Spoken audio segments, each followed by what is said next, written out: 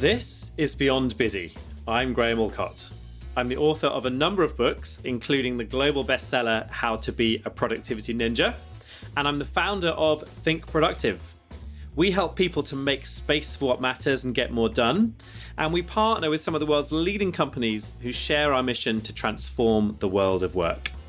Beyond Busy is where I explore the often messy truths and contradictory relationships around topics like work-life balance, happiness, and success, and explore with interesting people what makes them tick. In short, this is where we ask the bigger questions about work. My guest today is Azeem Azhar. Azeem is a serial entrepreneur, a journalist, startup investor and technologist, and is the founder of Exponential View, a weekly email with 200,000 subscribers, including many of the leading lights in tech. His new book, Exponential, is a fascinating look at the rise of rapid growth technologies and industries, and really it's a must-read for all of us right now if we want to keep pace with the rapid changes happening right now, and perhaps even more importantly, what's to come. So in this episode, we talk about exponential technologies, and it's not all about AI. Azeem talks us through what he calls the exponential gap. We talk about the future of work, adapting to shifts in power, and whether he's optimistic or pessimistic for the future. This is Azeem Azhar. Azeem Azhar, welcome to Beyond Busy. How are you doing? I am doing super well, thank you, Graham. I have to say, when I got the pitch to have you on the podcast, I was fairly intimidated, I have to be honest, by having you on, just given the huge just intellectual range and complexity of what you're talking about. But what I'll say is you explain it all so well in the book that I actually feel like I can have a proper conversation with you about this. So this is the book, Exponential. Thank you. And I just think it's a really fascinating book. So let's start off. What I generally do at the start of Beyond Busy is ask people to just tell us a bit of a story about their own background and career. And the way I thought I would do it with you would be to talk about a little quote from the book. So you talk about this idea that intellectual life in the UK is split between the worlds of literature and the world of technology, and increasingly they just don't understand each other. And maybe this is your USP, but you've kind of got one foot in both worlds. So do you want to just start with just a bit of background about like who you are and what you do, but from that kind of standpoint? So your sort of foot in the world of literature and then your foot in the world of technology. Yeah, I'd love to do that. No, thank you. It starts from where I was born and when I was born. I was born in Zambia in 1972, and my dad was working out there as an accountant, but he's a rural economist by training, and he was working for some bit of the British government to help Zambia in its development, and he was building some economic institution, and that's a bit social sciencey in a sense. And my mum was interested in economics, and she had been a university lecturer and a teacher. And so there's a little bit of the sort of letters over there. But I was also born the year after the Intel 4004 microprocessor was released. I knew about that fact much later. But I grew up in the 70s with space opera, science fiction, and computers turning up in media. And by nature, I'm more of a scientist and more of a technologist. But my family kind of heralds more from the social sciences, and my sisters were lawyers and studied English and things like that. And so I from a young age sat between these two arenas, and that kept on through school and through university. As a high school student, I spent a lot of time doing the sciences, and we had great computing facilities, and I got to play with computing. But I was also a little bit insecure about the fact that kind of scientists were seen, particularly by British culture at the time, as a bit sort of nerdy and dorky. So Clive Sinclair was, the hot bod of technology, and I think that insecurity and a long-term interest in current affairs kept me interested in politics and economics and history. And so when I went off to university, I actually started studying law. I changed after a year or so, rather than the sciences. And through my life, I have always really occupied both of those domains. And it's never really clear, if you look at the book on my bedside, whether I'm going to be reading, as I am at the moment, the book on Jennifer Doudna, the inventor of CRISPR, or whether I'll be reading a history book. I'm not sure I'm particularly good at either of the subjects, but you do something often enough for more than 40 years and you get some fluency in it. So it's not done through design by any means, Graham. It's just it's just been the story of my life. Yeah, and I'd love to just pick out a couple of experiences that you've had in your working life. So on the technology side, so you're the founder of, is it 4 startups? It's 4 startups, and you've had exits to Amazon and Facebook among those as well, right? No, the exits to Amazon were companies I'd invested in and worked at. The company of mine that had a sort of useful exit was bought by a business called Brandwatch, which is a marketing technology company that has now been bought by somebody else. That's how this happens. The turtles eat the turtles. Yeah. And what did you learn from those experiences? And so obviously you've got experiences of being a founder of startups, but also an investor in them. How would you describe that world right now, and what have you learned along the way? Startups are super, super hard. They are really, really difficult. They're not like normal businesses. Writing a book is hard. It's something that you understand very well with all the success you've had. I would say the hardest moments of my writing my book were a bit like a typical Tuesday afternoon running my startup. And so the depths of the emotional range you get taken through in an afternoon or a morning, let alone over the week or the month, is enormous. And the reason it's challenging is that no one knows the answer, because you're building something that hasn't been built before. So not only do you not know what you need to build, you don't know how to build it. And you have to bring a bunch of people on that journey with you, and you have to motivate them. You have market challenges, you have technical problems, and you have people problems. And at the same time, you've got to hit milestones given the funding that you have available. And it's really intense. And the other thing that is that that you're not special. That the fact that you have figured out that this technology could meet this market need and create a new product means that 1,000 other people have figured that out. And at least half of them are much smarter than you. And of those half who are smarter, a third have built successful companies before. And of that third who've built successful companies before, and so on it goes. So you find yourself in this really complex domain that is very, very demanding in all sorts of ways. And then on top of that, essentially you're a businessman. And like any businessman, whether you run the greengrocer on the high street, or an insurance company, or you're running an airline, the emails never stop, and you never stop thinking about these problems. But they're pretty fundamental, and they're pretty critical. So it's a really hard thing to do. I'm not special in having done it. I've learned a lot from having done it. I respect the people a great deal who do it and do it time and again. Do you feel like, you were just talking there about how a lot of the other competitors will be smarter than you, and they'll have run businesses before and all that.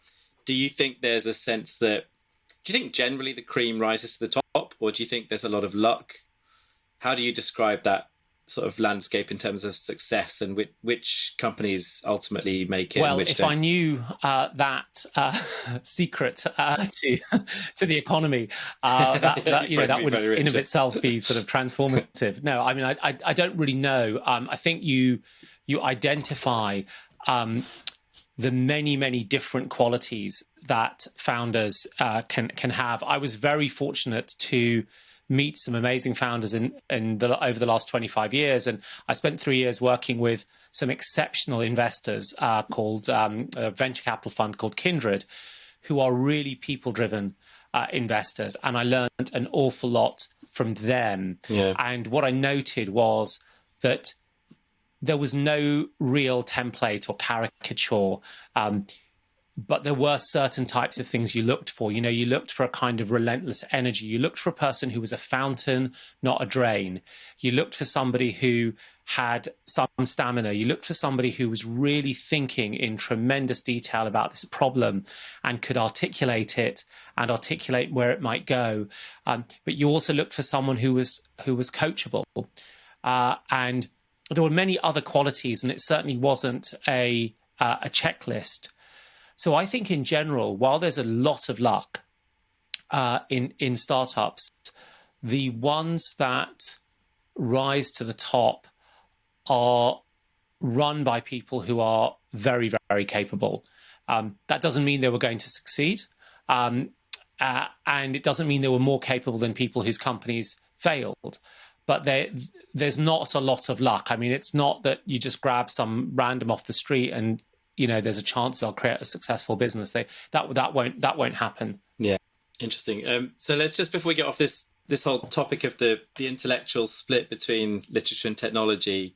So you've also, on the other side of that, you've been a journalist. You're a fellow of the RSA. You did PPE at Oxford, and also advised people like the World Economic Forum and PwC and venture capital, as you mentioned. So when you think about literature and technology, why do you think there is this, you know, this kind of, and when we say literature, I guess we're also talking policymakers, politicians, those people who are making decisions about the economy and the way that we live versus technology. Why do you think there's this kind of disconnect, and why don't they understand each other better?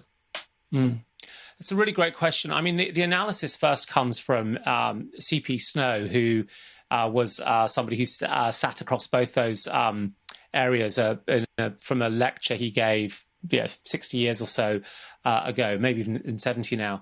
And it was really about, I think it's to do with cultural heritage and how we talk about the things that are important and what it's okay to say and get away with. And so when I created my first company, which was just before or during the dot-com boom, I remember the CEO of one of the very, very big British retailers saying, I don't know how to use a computer, and you do it as a matter of pride.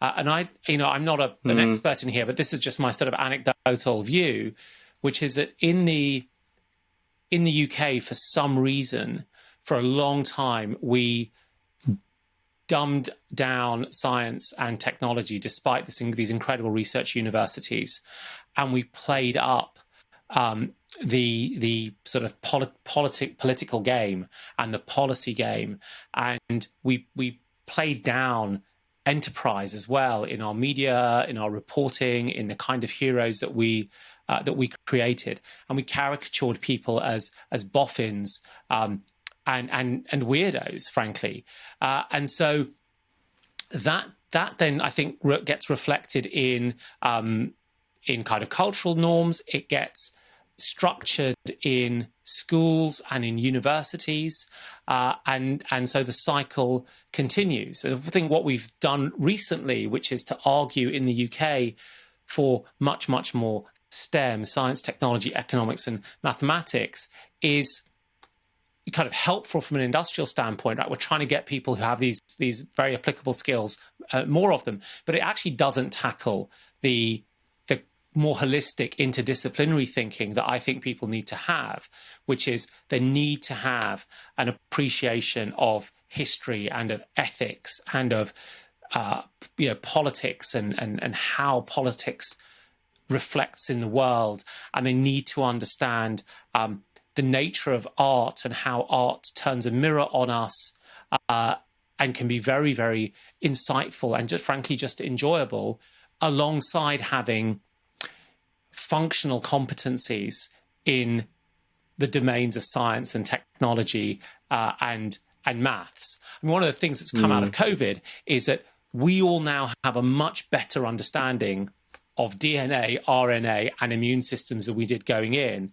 Right. Arguably, as right-thinking citizens, we should have already had that level of understanding back in 2019, because that is modern literacy. And so this doesn't, for me, get tackled by funneling students into STEM. This is much more about saying, what are the skills and the knowledge that somebody who has resources and wants to be active as a citizen needs to have. And I do think they need the critical thinking that has accompanied this sort of interdisciplinary approach. I love that sort of, as you described it, like the sort of interplay between, art, holding up a mirror and giving us the guidance around ethics and stuff, and then obviously just the sort of driving progress that we get from science. I just think it's such a lovely mishmash as well to think about it in that way. And so many artists were scientists, and so many scientists were artists. I mean, the obvious one is Da Vinci, of course, but there is a really important relationship with the humanistic dimension of a lot of this that I think we miss in society if we think that we can turn everything into a machine and engineer our way out of it. And I think that's what, roughly speaking, the arts is extremely good at. Yeah, for sure. And I guess like sort of like an undercurrent of the book, and something that I just kept thinking about as I was reading it was just about power and sort of powerlessness of people versus the power of people. And that just felt like a really sort of strong thing, which we'll maybe come back to and just get onto a bit more. So let's just talk about a couple of the definitions here. So the answer kind of surprised me when I read the chapter, but do you want to just talk about what are exponential technologies? Yeah, so if we think about a technology like the car or the internal combustion engine, as people work with it, every year the next internal combustion engine should be better in some way, and by better it should be perhaps faster for the same price, right? So your price performance improves, and most of the technologies we've dealt with in the world do improve, and those improvements compound over years. But the annual improvement is quite small. It's like our current savings accounts, right, where we're getting 0.1% interest. Now, you and I are men of a certain age, and we remember the days you could get 10% interest in a savings account. And I say an exponential technology is a technology which improves at 10% or more on a compounding basis every year for many, many years, decades, in fact. And the reason that I choose that is because you very much get into a point where you get so much more, but within living memory. So while cars, the efficiency of a car engine has improved since the 1890s, it did so really quite slowly. And frankly, most of us don't really remember how much less efficient cars were 15 years ago. But if you look at computer chips essentially double in performance every couple of years for the same price. It's a 41% annualized improvement. And that is really, really remarkable. It means that, for the same dollar cost, you will get hundreds or thousands or millions of times more computer processing if you in 15 years' time or 20 years' time. And that has really, really unsettling effects. What it essentially means is that something that is today too expensive to do in 10 or 15 years' time will be so cheap we won't even think about it. And that's why I'm holding up my iPhone right now. Many of us have supercomputers sitting in kitchen drawers that we no longer use. And I say they're supercomputers because an iPhone 6 is more powerful than the most powerful computers of my teenage years anywhere in the world. And that is, in a sense, the heart of that, the exponential age, is that we have many technologies that are generally applicable that are improving at these exponential rates. Do you want to just talk about those kind of less traditional, less well-known exponential technologies? Yeah, I mean, the one we all know is the chip and Moore's law, and in the book I talk about actually the kind of limits of Moore's law as something to help us understand why chips get faster. But what I found in my research over the last 6 years was that there were lots of other technologies that I put in three rough families: energy, biology, and manufacturing, that were also seeing exponential improvements. So if you take energy, it turns out that the amount of power you can get from a solar grid, right, that's taking sunlight and turning it into electricity, for a given dollar is improving at an exponential rate. It's in the 20s%. And I'm so sorry. There are so many numbers in the book that I can't ever always remember the exact number. But please, buy the book, read it. It's in there. Or if you take a look at something like lithium-ion batteries, for more than a decade, the amount of storage capacity you get for every dollar of lithium-ion battery you buy has increased by 19% per annum. And so that's also an exponential technology. So it's really interesting that these technologies within the energy space, there are many examples where they're seeing these exponential improvements, which means an exponential price decline. And it means something over the course of a few years goes from being too expensive to being cheaper than the alternative, which is what has happened with wind-powered electricity versus fossil fuel-powered electricity. So the energy domain is one, and it's super, super important. It means that today the cheapest sources of electricity anywhere in the world are renewable, and they're only going to get cheaper. And we're going to see the same curves happening in many types of storage. The one that's most bonkers, technical term there, bonkers, is what's happening in the realm of biology. So for many of us, biology was this kind of weird, is it a science, is it not a science? Why are we throwing a quadrat in a field and counting insects, right? That's what I remember of biology. And in the last 30 years, biology has transformed into an incredibly complex, nuanced, quantitative science through our understanding of the gene, the genome, proteins, protein engineering, the way the genome expresses itself through epigenetics, and a whole set of other things where we've been able to take a kind of engineering and systems approach to this amazing miasma of things that make us us. And so within the realm of biology, there is a set of technologies, and I'll just pick out one, which are improving at exponential rates.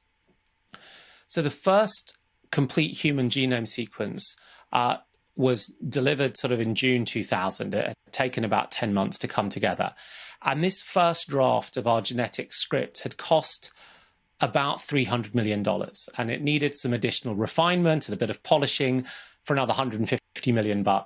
So it cost around $500 million, maybe $1 billion to sequence the first human genome. And it actually was kind of incomplete. And it's only been in recent weeks we've finished that task. By August 2019, the cost to sequence human genome had dropped to $942.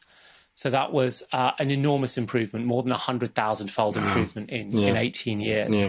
Yeah. And what happens when that occurs is that you take something that only governments will do once in a while because it costs $500 million in something that costs $1,000, which can be done much more often.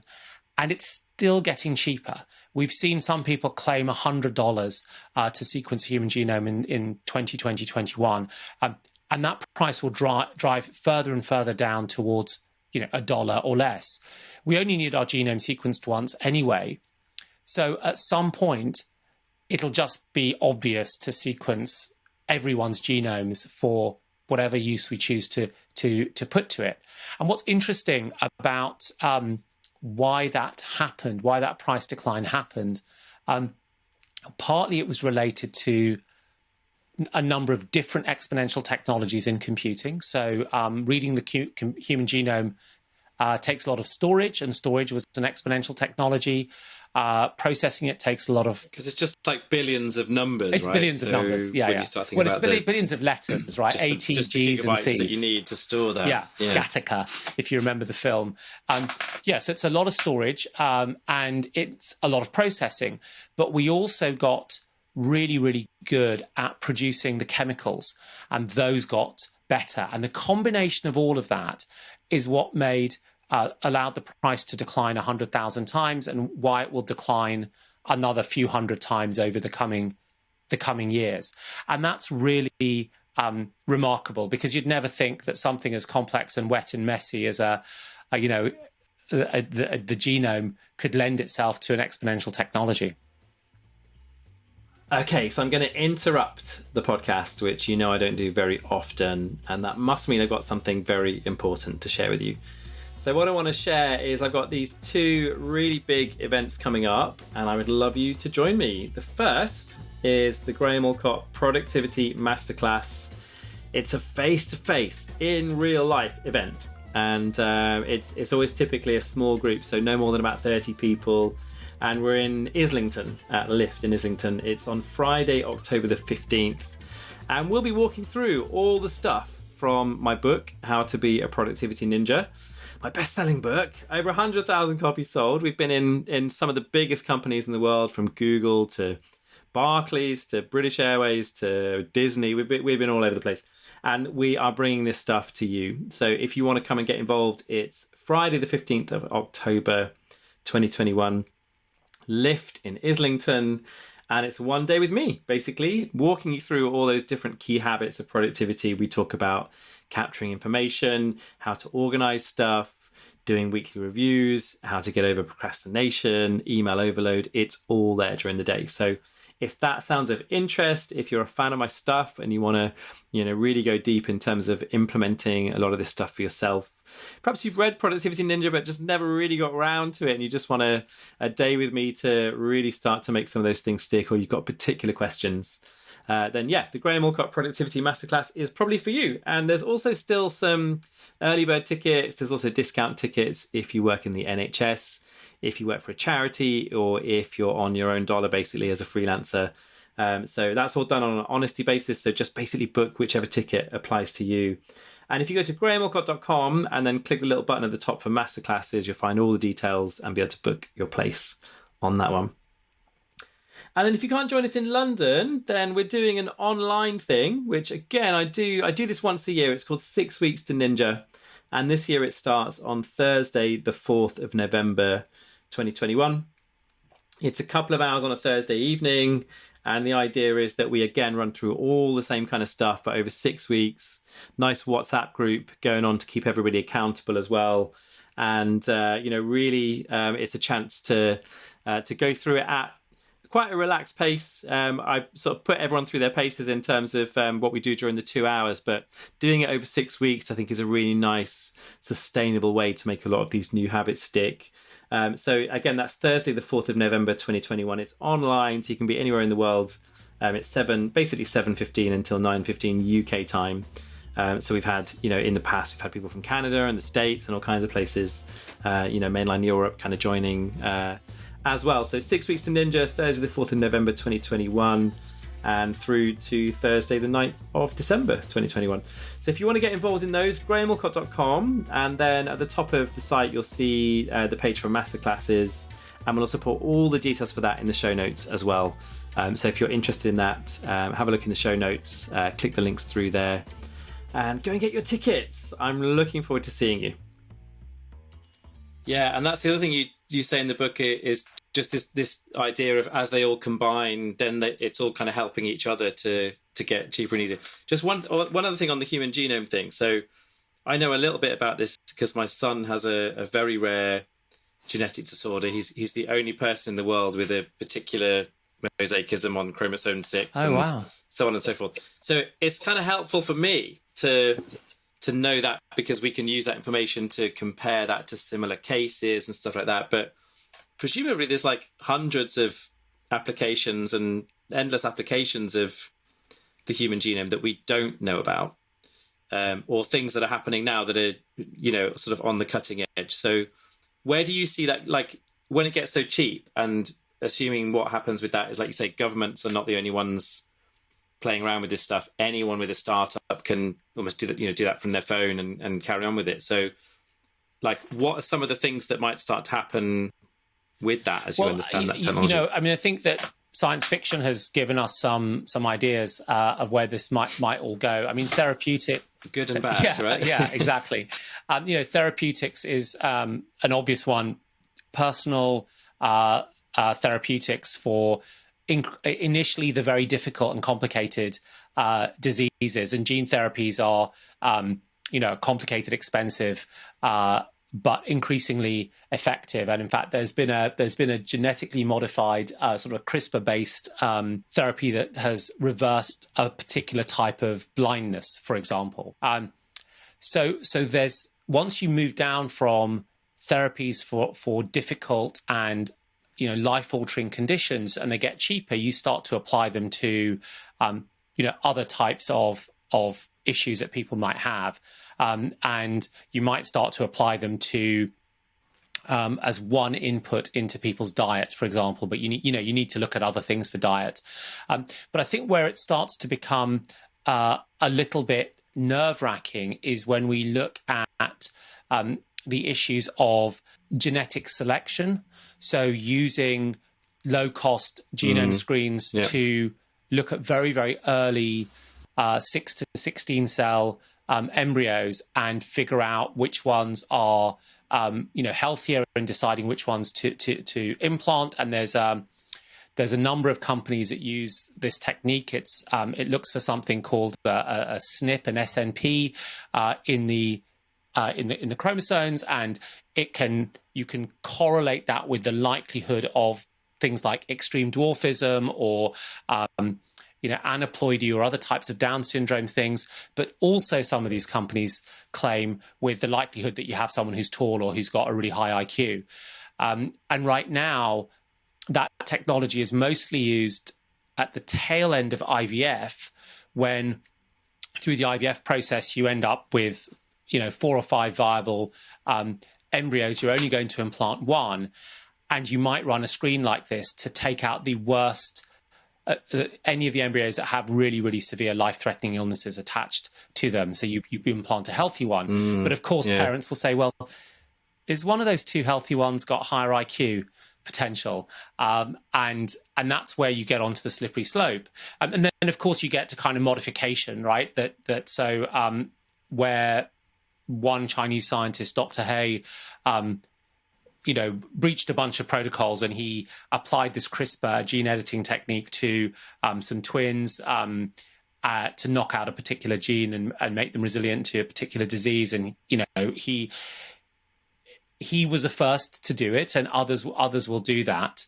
And then I think the third area is slightly outside of the medical domain, but it's that if we've all had a genome sequence and we know my risk of Parkinson's or dementia or blindness or stroke from the genetic factors, how does that then change the way that, say, the NHS interacts with me or my life insurer interacts with me? And do I lose that collective benefit? And we've made the assumption in insurance that actuaries who are underwriting the risk only know so much, right? And soon they might know lots more. So there are these sort of 3 little heebie-jeebie areas, like of selection, modification, and then this idea of being completely transparent from our genetic propensities. And I guess that leads us on quite nicely to actually just trying to explain what the gap is, right? So you talk about the exponential gap. So do you maybe want to just build on what we were just talking about there and just talk a bit more about what the exponential gap really means? Yeah, I'd love to. So obviously these things are changing so quickly, and they're driven by the technology and by entrepreneurs and scientists who are able to take advantage of it. But the rest of us live in a world that is much, much more linear, that changes much more slowly, and we don't necessarily understand that there are exponential processes, and we don't necessarily understand what the impact of those processes are. And one question is, well, why don't we understand it? And I'm a bit blasé about this. I explain it in over 20 pages or so, but that we're really bad at maths, that we don't see exponential processes in the real world. Our child goes from 1 to 2 to 3 to 4 with every year. They don't go from 1-year-old to 2-year-old to 4 years old to 8 years old to 16 years old. We just don't. We see linear processes. We experience linear processes. And so there are probably evolutionary reasons why it's not in our makeup to naturally understand these very, very fast changing processes. So we don't see how quickly things are shifting. I mean, I use this example. Can I use my rain and my Wembley example with you? The Wembley Stadium thing, yeah, cool. So, I mean, I just use this example around, the idea of a wet football match in England, which is not uncommon. And typically rain is pretty linear. It just sort of falls at the same kind of constant amount, maybe increases a bit and then quietens down. Imagine you're in, Wembley Stadium and you're right at the top. You're about 40 meters above the ground, and a raindrop falls. And then a minute later, 2 raindrops fall. And then a minute after that, 4 raindrops fall. And you realize you've got exponential rain on your hands. And the question is, it's going to take you 30 minutes to get out of there into your car and drive away. So at what minute should you leave your seats? So after 4 minutes, you've got 8 raindrops. And after 5 minutes, you've got 16. It's really not very much. I mean, raindrops are tiny. And it turns out that you have to get moving by minute, I should give it away, 17. Because you need 30 minutes to get to the car. Because by the 47th minute, which is the moment you get to the car, rain will be dropping at 141 trillion drops per minute.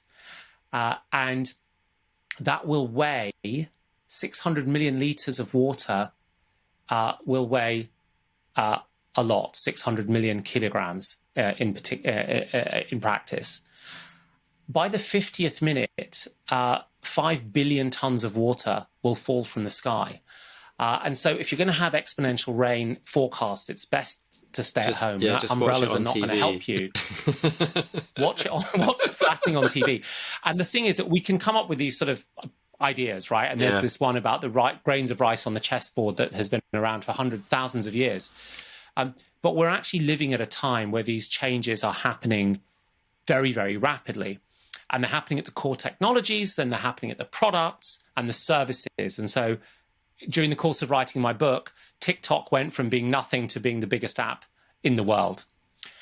And the challenge is that the institutions that we live our lives in, so the common habits, the fact that you queue when you go to the shops, if you're British at least, the fact that we have the highway code and we have the UN and laws and formal institutions and informal customs, those things accrete over time, they develop over time, and they change quite slowly by design. I mean, if they were changing really quickly, they wouldn't be institutions, they would be fads or crazes or ephemera.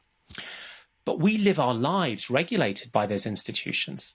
And so the exponential gap for me is the gap between this fast rising curve of the exponential age and the technologies and the services built around it, and the slow adaptation of the norms and practices and institutions that we take for granted in living our lives. And it sort of struck me as well that part of that exponential gap is this sort of transfer of power, right? From a lot more of that progress being seen through governments and organizations like the UN and policymakers and so on. And now you've got not only these enormous companies that have a lot of power, but also you've got startups that are also linked into the scientific community that are actually creating exponential growth themselves, almost like under the radar, and then it suddenly becomes the next TikTok or the next new thing. What do you think? This is the big question, I guess, isn't it? It's like, what do you think governments should be doing about, making sure Amazon pay their tax and making sure Facebook have better ethics? What should be the way that, as a society, we interact with those bigger companies in particular? Well, I think the important thing is, what I try to do in a number of the chapters is to explain the actual cause, right? So explain the condition. We're used to seeing the symptoms, and the symptom being that Facebook seems to have way too much media power, or Amazon doesn't pay its tax. The question then is to really go in to understand, I think, what the cause is. If you want cheap pot shots, you worry about the symptoms, and that's what the politicians often do. And understanding those causes is about understanding the new rules of the exponential age. So the question is, why are these companies so huge? And the argument that I make is that in the in the pre-exponential age, the industrial age, there were forces of gravity that held companies in check. So if you were making cars, it got progressively more expensive to source the steel. The steel you bought for the millionth car was much more expensive than the steel you bought for the first car. And you got that effect of diminishing marginal returns. You also saw an organizational complexity. Companies would just get too big. And many of us remember working for big companies where you couldn't do anything, really. And so that made markets more competitive because companies couldn't get that big, so there would be more of them, and you wouldn't get that much market share. And if you did get a lot of market share, you'd probably have done something a bit dodgy to get there, and certainly you would be smacked for doing it by regulators. In the exponential age, because of the nature of the companies, and I'll just pull on one idea, they don't have the same force of gravity that holds them back. So one of the key things that these firms have is what's known as a network effect. It means that unlike the car company, where every customer needing another car means progressively more expensive steel, in a network company of the exponential age, every new customer adds value to the other customer. It's another person you can message on Instagram. And that network effect means that the rich get richer, the bigger companies get bigger. And so what we see is that exponential age firms are really dominant in their marketplace. Like, what is the second biggest photo sharing site after Instagram?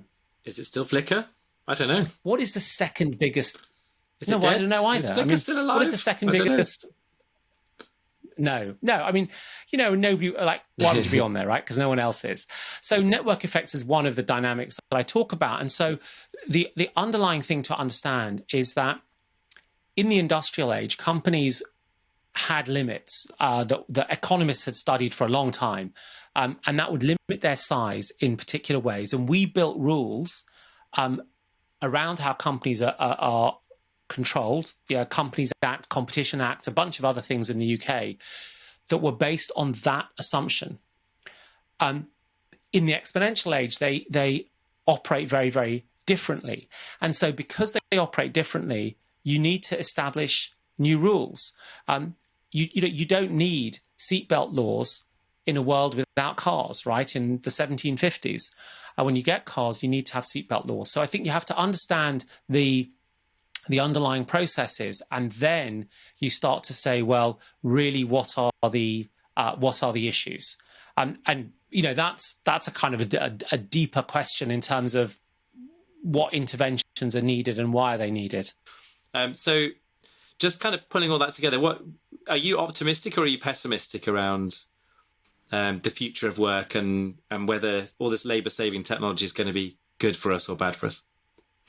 I think the more people who buy and read my book, the more optimistic we can be, because I think I come up with some ideas in there. I mean, I feel that the path to dystopian, pessimistic outcome is really just a path of where we choose not to tackle the issue, or we tackle the issue in the wrong way.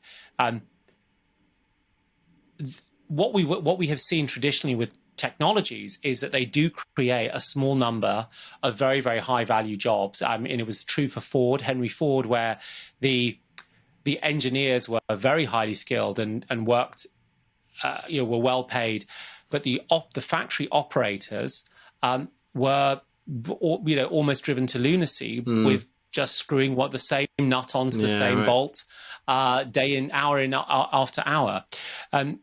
And so we've seen that pattern play out before. I think that's quite helpful.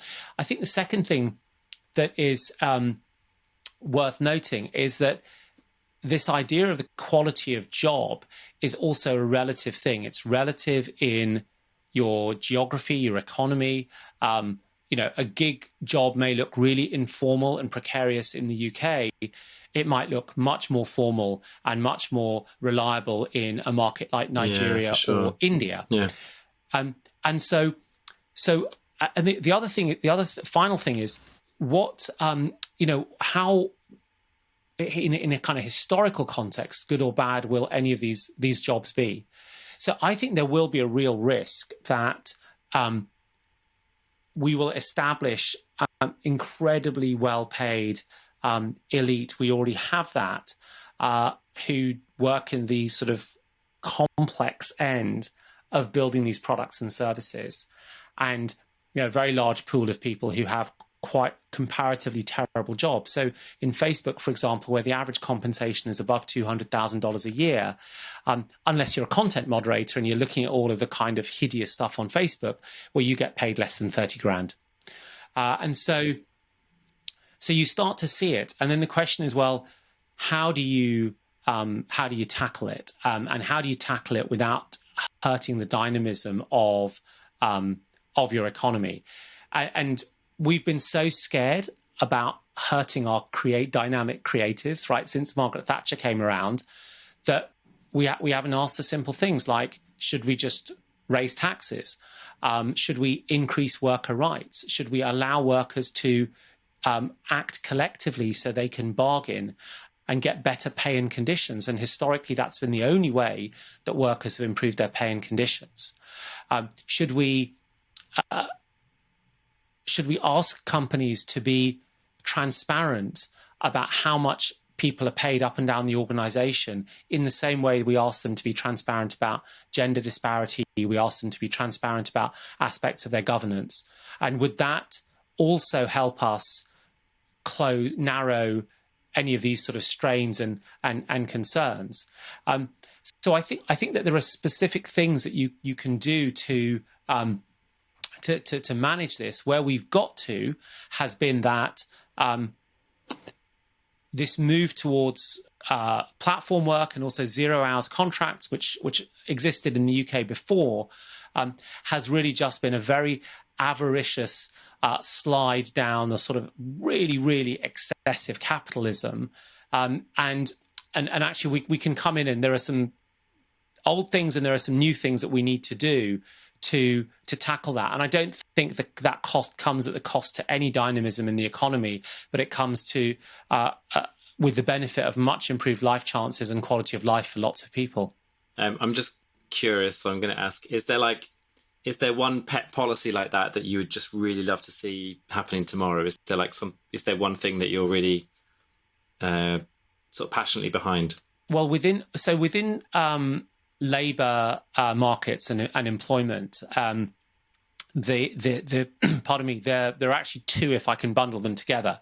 So the first is the better treatment of people who are gig working. We overstate the benefits that people who are salaried get. The idea, well, you'll always get paid because you're on a salary, and then you get made redundant. And it's like, well, actually, as a gig worker, you had more certainty. You get constantly punished as a gig worker for that. And I think changing that approach would be really important.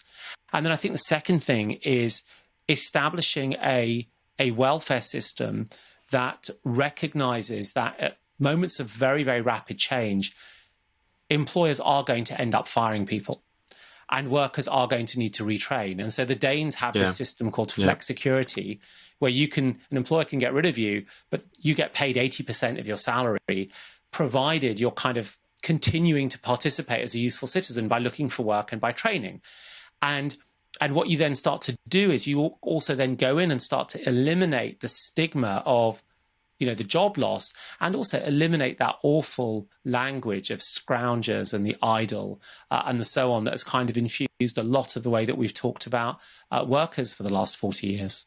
Where do you sit on universal basic income? The fence. On the fence. So you said there were going to be no mean questions, and I've really jelly wobbled around UBI in the book. Because I think that what you see in advanced, increasingly rich societies is that they tend to make more and more comprehensive provision because they can, right? They clean the streets. They don't leave the horse manure on the streets. And so you'd expect that to continue to happen in any society with any sort of sense of social decorum. I don't have any objection I have to UBI is not about whether it would make people lazy and idle. As it is, last year, 61% of Americans didn't pay any federal income tax, right? So that's already more than half who aren't contributing to the federal purse. So why I slightly dodged it is because I think it's so politically difficult and contentious for people who don't like it, and it's presented a little bit as a cure-all for people who do, and I just think the world's a bit more complicated than that. And what I wanted to finish with was obviously just bringing it back to you personally. It just feels like you do such a wide range of things, and I wondered if there was any particular thing that you do that you enjoy the most, and also is there something that you do where you feel this is the thing that I do that has the biggest impact, just in your own work and your own experience of work? Of all the things that I do, they're all connected to the main thing that I do that has the impact. I think we're going through a transition to the exponential age. I think it's going to need new ideas and new institutions and new businesses, and what I do in my work with my newsletter and my podcast is I use those to learn and to share my learnings, and then I work with entrepreneurs by investing in them to help them build those businesses as part of the transition. So it hangs together in my head, even if it doesn't necessarily look, maybe looks a bit disaggregate and diffuse from the outside, but they are all meant to sit together and be part of this change that we're going through, and we're kind of privileged to be part of. But the real thing that I do that I love is that I run. Oh, really? Huh. Yes. Yeah. Tell me more. Are you training for half marathons and stuff like that? I could run 150 meters in July 2020, and in August 21 I ran my first 16 and a half kilometers. Wow, and cool. I absolutely love it. And yeah, I mean, I would do that if I didn't have to do all this other stuff. Yeah. So you've got kind of an exponential fitness thing going on, which feels like I can't keep it up. It was 100x improvement in 1 year. That would mean I'd be running 1,000 kilometers every Sunday, which isn't going to happen. Exactly. We'll look forward to hearing about that in a couple of years and how far you've progressed with it. So the book is Exponential. I'm going to flash it up on the screen here, and the thing is, it's got such a lovely silver typeface thing that it's quite hard to get all the words on the screen without one of them being too shiny that you can't read it. But if people want to find out more about what you do, so you have this amazing weekly newsletter with 200,000 people on it, and you've got a podcast and stuff. So just give us all the various places that people can go and find out more and continue some of these really fascinating conversations. No, thank you, Graham. Yeah, so the book is at your Exponential at any of the bookstores as usual. The podcast and newsletter is Exponential View. You can just pop that into your search engine. It'll be the first thing that comes up. Pardon me. And if you want to follow me on Twitter, it's Azeem, which is Azeem. Fantastic. Thank you so much for being on Beyond Busy. My pleasure. That was great. Thanks very much, Graham. This video is sponsored by Think Productive, home of the Productivity Ninja. We help people and organizations to increase their impact and make space for what matters through a range of workshops, programs, and coaching. Head to thinkproductive.com to find out more. Are you interested in booking me as a speaker for your event? You want to sign up for my Rev Up for the Week email? Do you want to buy some of my books? Or do you just want to find out what I'm doing right now? It's all at grahamallcott.com/links. And if you like this video, please like, subscribe, and share so we can make more. Thanks for watching.